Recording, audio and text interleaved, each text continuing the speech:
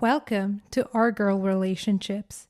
On this channel, we discuss day-to-day problems people face in their lives. Let's start with the video. So my mother-in-law and I have always had a bad relationship as my husband has no siblings and my mother-in-law was very overbearing and did not respect some normal boundaries. Example, she wanted to wear white at my wedding, wanted to be in the room when I gave birth, demanded to have a say in our child's name, tried to have a say in which house husband and I purchased, and tell me how to decorate it, etc. Anyway, my husband and I have been married for nearly 10 years and threw out all the demands above and lots more. I always discussed my feelings with Hub and then told my mother-in-law no and explained why I was saying no and why it wasn't appropriate for her to ask, and thus lay down clear boundaries. Over the years, my mother-in-law had tantrums at me saying no. No one has ever said no to her before and tried to go behind my back to emotionally manipulate my Hub into letting her get her way. But my Hub has always supported me and told her we discussed the issue privately, and after hearing my feelings on the subject, he understands why I'm against it and he respects me and supports me 100%. So it's no, and that's final. My mother-in-law, however, kept asking and had tantrums, actual tantrums, exactly throwing things, screaming, and it was beginning to stress me out and affect my mental health. So I went no contact with her. Only my Hub would speak to her. She was not allowed in my house when I was there, and Hub would arrange to visit her at her home. My mother-in-law was diagnosed with an illness, won't say what to limit chance of her identity being found out, and needs a donor. She's on the transplant list, but her doctor told her to ask family, friends to get tested to see if any matches to Quicken Search. If friends, non-blood family volunteer, try to find a genetic match in her son, etc. My Hub did a test, then asked me to do one, and I refused. I told him no, as even if I was a match, I wouldn't donate. As a mother, I would never donate organs whilst I'm alive in case anything ever happened to my kids and they needed them, although I plan to donate my organs when I die. And 2, going through this operation to donate could have fatal consequences for me, as when I gave birth, I nearly died in surgery due to an allergic reaction to anesthetic and complications, and I would not risk same thing happening again and risk leaving my kids without a mother. My Hub understands my decision, but when mother-in-law found out, she called me a selfish witch. Am I the a-hole? I do not want to die, which there is a very high chance of, if I am a match. And do not want to even do a test in case I'm a match, and mother-in-law compromises my mental health by not respecting my no and nagging me constantly to change my mind like she did in the past. Edit. My husband didn't pressure me when he asked. We were having dinner and he brought up that he was going doctors next week to get tested and told me mother-in-law's doctor told her to ask people to get tested, and if I was going to get tested, when would I go? Mainly so we could arrange childcare if he was working. When I told him no, his response was, I'm of course upset as that's my mom and the situation sucks, but you're my wife and your reasons are sound as I know it's risky for you and I would never want to lose you either. And even if there was no risk and you simply said no, I would support you as simply it's your body, your choice. My mother-in-law found out I refused as she called me directly to ask, and I was honest and told her I would not be getting tested as if I was a match, I would not be donating anyway, as it was too risky for me and I would not risk leaving my children motherless, and the only time I would ever undergo another surgery was if it was to save my life or that or my kids. Example, my kids need an organ. Edit. I already told mother-in-law no when she asked me directly. The reason if I was asking am I the a-hole is because even though I made my choice, my mother-in-law gaslighted me and I was beginning to wonder if I was being a bad person like she said I was. I guess I'm sensitive and the thought of hurting someone genuinely upset me as I hate to think of anyone in pain or upset. Do not even want to do a test in case I'm a match. Not the a-hole. I'm not sure if you're aware of this, but you could say you will get tested to help diffuse the situation.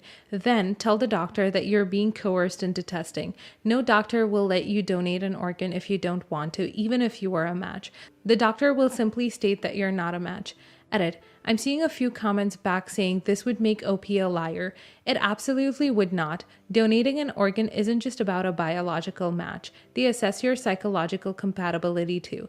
If you're not 100% willing or certain about donating, or feel coerced, then the doctor deems you as an invalid match, which is exactly what OP is.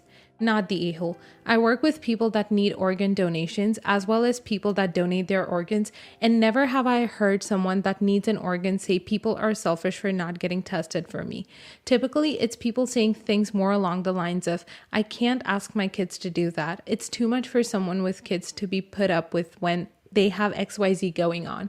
So your mother-in-law is on a different level. Your husband sounds like a gem. You're not the a-hole. Let's get that out of the way. You're also not a match because you don't want to donate. In situations like this, when emotions are running high, your husband's mom is dying, he's going to be upset no matter what. It's often the best option to just go to the doctor and get the blood test done and answer the questionnaire.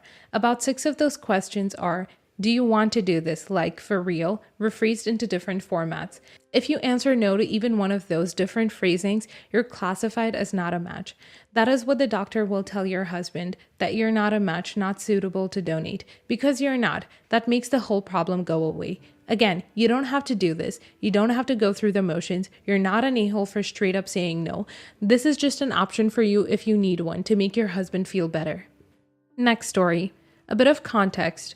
A few years back, my nieces confided in me, their aunt, of how difficult their life is in their household, how they don't get things like the other kids and all the chores they have. As soon as my nieces turned 14, they expected them to get jobs, babysitting, working at their parents' restaurant, and pay rent. Not the same amount as regular rent, but each of them was expected to pay $100 a month, which I think is ridiculous and a completely unnecessary burden to place on kids, and also an unfair one since only my nieces are expected to live by this standard. While my brother, his wife, stepmom to the nieces, don't put these expectations on their other children. My brother and his wife are of the pull yourself by bootstraps mentality, but only with my nieces. The girls then told me that they were short on rent that month, and if I could lend them money. I was completely mad, but they begged me not to talk to their dad as it would just make their lives difficult if I did. So I decided to give them 2 cards in my name and put monthly money in the account for them to pay rent, buy themselves the necessities, groceries, hygiene products, entertainment, clothes, etc. And I put them on my family phone plan. We kept all of this secret. They're now both 17 and will be going college next year, which I will be paying for since my brother refused to support them.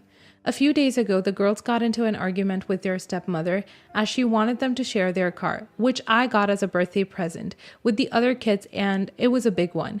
Nieces said they'd call the police and report the car stolen if anyone other than them drove the car. My brother kicked them out and told them to move come morning if they were going to be that selfish. The girls called me and I drove down to pick them up. I guess while I was driving to them, the girls went all out and cussed everyone out, and a lot of harsh words were exchanged. They also told them that they never got jobs and that I paid for their rent and other needs, and that this would be the last time they ever spoke to them. When I arrived, my brother was livid and accused me of brainwashing his daughters against him. Then, the days that followed, my father and other brother called me to tell me that I'm an a-hole for supporting the girls behind everyone's backs, and that if I didn't interfere, the girls would have learned their lesson and been back home by now. Info. My dad expected his kids to get jobs and pay our way, and by the time I was 16, this included my brothers, was kicked out by 18, literally a week after my birthday, and I really struggled.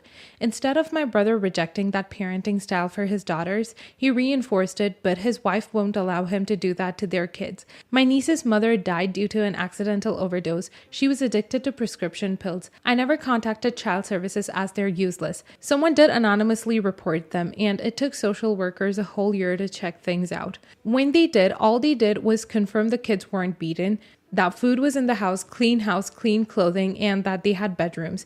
The only reason I ever stayed in contact with my family was because I couldn't bear to leave the girls. Not the a-hole. You're a fantastic aunt. Your brother and his wife and your father and other brother are all a-holes. 14 and asking them to pay rent? Absolutely not. Don't feel bad at all. All those adults should be ashamed of themselves for favoring the other kids over your nieces. They'll never talk to your brother again. They needed you and you had their backs. Imagine being 14 and scared that you have to find a way to get money for fear that your father and his wife will make your lives hell. They're awful people. You're such a great aunt, and he's mad that he tried to make them suffer, but they had backup. not the a-hole. Where is their biological mom in all of this? At least if you're in the US, CPS might have been interested in this arrangement back when they were 14 because parents are responsible for providing for their minor children. At 17, not so much. If you're able and willing to support them through college, good for you. You're more family to them than their dad and stepmom. Not the a-hole. Teach them that this is acceptable behavior. Those rules only apply to them, not the other kids. That's not parenting your kids at 14. Giving them necessities such as clothing, food, and hygiene products isn't illegal. I'm thinking that you might have even had similar experiences growing up, considering your own dad believes this was right. Let's be honest. They aren't going to miss the girls. They're going to miss everything they brought to the table. You stepped up when their father stepped out. I'd willingly be an a-hole 1,000,000 times over than subject my nieces to this treatment. They're lucky to have you. Next story. So, for a little context for this story, my dad and mom separated back at the beginning of quarantine, March 2020, and I moved into a new home with my mom the same month. My dad and I struggled to get along for a little while I was there, so we jumped ship as fast as possible. Now, fast forward to like April 2021. I was sitting in my room and my sister busted in and told me to check my dad's Facebook. He was posted with a woman who has the same name as my bio mom, and I was in absolute shock. The woman turned out to be his girlfriend, and I was slightly upset that he hadn't told either of his children. He called me later that night to do damage control because he allegedly didn't know his girlfriend was going to post him. He sadly didn't have much control over the situation as the damage had already been done. And now we catapult to August of this year, 2021. I was scrolling through Facebook. I'm friends with both my dad and his now wife. I came across a picture of her visiting with my family in New Jersey alongside my father, and she was wearing a ring. I sent a screenshot of the post to the sibling group chat and asked for confirmation that I was not crazy. They all agreed that this was a ring, but none of us knew that he planned to propose. We were still coping with the fact that he had a girlfriend. My birthday is on September 15th, and after weeks of no contact, she reached out and wished me a happy birthday. I took the plunge to be bold and congratulate her on the engagement, hoping she would bite. Much to my avail, she did. My father texted me less than 10 minutes ago to do damage control, but it was too late. Last jump to literally 2 days ago. I've been super stressed about scholarships and whatnot, mainly because my dad refuses to give us his tax information. I applied to QuestBridge and received an email from some schools that I wasn't eligible to match because my dad hadn't sent his stuff. I texted him about it and he didn't respond. When I checked my match decision, I was shocked to have matched with Northwestern. I was really excited and started telling all my family and friends. I forgot to tell him and he found out on Facebook. I didn't care to tell him because of how bad he'd made the process, and now he's angry that I withheld the information. Not the a-hole. Your father has found a person with your mom's name, so he doesn't slip when talking and gave her a ring without telling you because since you live with your mom, he didn't think it relevant. That absolutely sucks that he did that and then acted so non-supportive of your request for his info for your schooling. He doesn't have the right to be mad at anyone except himself for his behavior. You enjoy the victory of matching with a uni, and if I were you, I'd tell him your expectations for him so he can't claim to be unaware later. He's the a-hole in the situation. Not the a-hole. I don't know what happens in dad's brains after divorce and, in my case, death of my mom, but it's rarely good and often very what the F. I'm sorry it's been like this for you. It's disappointing and frustrating. I hope that somewhere down the line he gets his act together. He set the precedent. Not telling you he got engaged, that's sending a clear sign he doesn't want to share his life with you. This might be because he is just trying to move on as quickly as possible and cut ties with the past as he's hurting from the divorce, or he's just a ginormous a-hole. And on top of that, refusing to give you his tax info so you can struggle to get an education. Either he's some gangster and his tax info is bogus, or this is a person who has made a nice new bed for himself. Either way, not the a-hole. Next story. So I, 44 male, have an older sister, Miriam, 47 female, and she has a son, Javid, 18 male, with her husband, Joe, 51 male. My wife and I have 2 daughters, one 15 and the other 12, and no sons. My daughters love Javid like their big brother, and in our culture, he isn't their cousin but is their brother. My wife loves Javid like her own son. When I'd broach having a baby to give our kids a brother, she'd point out that they have him as a brother. She got me thinking that way too, as I love my sister and Javid is a good boy, but I do know he isn't my son, even if I love him like one. The point of contention is this. In September, Javid started university and his parents evicted him and made him take out loans because he's 18 now. This was odd to me since my parents never did any of that, but they're house rules. As my sister explained to me, this is what Joe's father did with him and he thinks it'll work because it has for him. Javid moved out to a place where he could pay low rent while also working as much as he could. He bombed all his midterms, so he came crying to my wife and I. I didn't want to take him in because that might ruin the relationship with my sister, which has been rocky. But my wife pointed out how much he was struggling and I agreed. We're not going to make him pay rent as I wouldn't ask that of my kids. I'm not going to ask it of him. We make him do chores like cleaning, watching our girls, getting groceries on our cash, and work a much lighter scheduler part-time job to focus on those loans and a tutor. In the weeks he's been here, he seems readier for his finals, but damage to his grades may already be done. My sister came over yesterday with Joe. They knew Javid was here. I didn't hide that from them, but they assumed that he was paying rent. After asking how much I charge, I admitted I don't, and Joe got all angry and told me I was undermining his authority. I pointed out my parents never charged me rent, and I wouldn't charge my kids rent, and I'm not going to treat Javid differently if he lives in my house. They left after that, and I got a text from Miriam saying that she and Joe weren't going to come over until I enforced their rules for Javid.